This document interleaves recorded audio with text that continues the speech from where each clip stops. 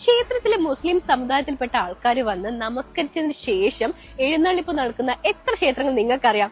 എന്നാൽ അങ്ങനെ ഒരു ക്ഷേത്രം നമ്മുടെ ചേമഞ്ചേരിയിലുണ്ട് കേട്ടോ. അതെ, കാപ്പാട് കണ്ണങ്കടവുള്ള അക്കരെ ശ്രീ കുറുമ്പ ഭഗവതി ക്ഷേത്രത്തിലാണ് ഈ പ്രധാന ചടങ്ങ് നടക്കുന്നത്. ക്ഷേത്രപാലൻ കോട്ട ക്ഷേത്രം തിരുവങ്ങൂരാണ് ഈ അമ്പലം.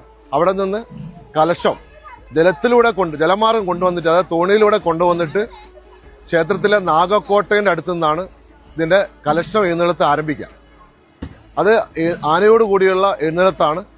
അത് ആ സമയത്താണ് ഞങ്ങൾ ക്ഷേത്രത്തിലേക്കുള്ള വഴിപാടുകൾ, അതായത് ഭക്തജനങ്ങൾ തരുന്ന വഴിപാടുകളൊക്കെ ആ കലശം വരവിന്റെ കൂടെയാണ് എഴുന്നള്ളിച്ച് ക്ഷേത്രത്തിലേക്ക് കൊണ്ടുവരിക. ഇത് കഴിഞ്ഞാൽ വൈകിട്ടാണ് പ്രധാനപ്പെട്ട എഴുന്നള്ളത്ത് ഉണ്ടാവുക. അപ്പൊ എഴുന്നള്ളത്തിന് ഒരു പ്രധാനപ്പെട്ട ഒരു കാര്യം, ഇതിന്റെ ഒരു പ്രധാനപ്പെട്ട ഒരു ചടങ്ങുണ്ട്. നമ്മൾ പുറത്തൊന്നും കാണാത്തൊരു ചടങ്ങാണ്. അതായത് മുസ്ലിം സമുദായത്തിൽപ്പെട്ട ആ ക്ഷേത്രത്തിലെ പുരോഹിതർ എന്ന് പറയുന്ന, അതായത് മുല്ലാക്കന്മാരെന്നൊക്കെ നമ്മൾ നാടൻ ഭാഷ പറയുന്ന മുസ്ലിം മുതിർന്ന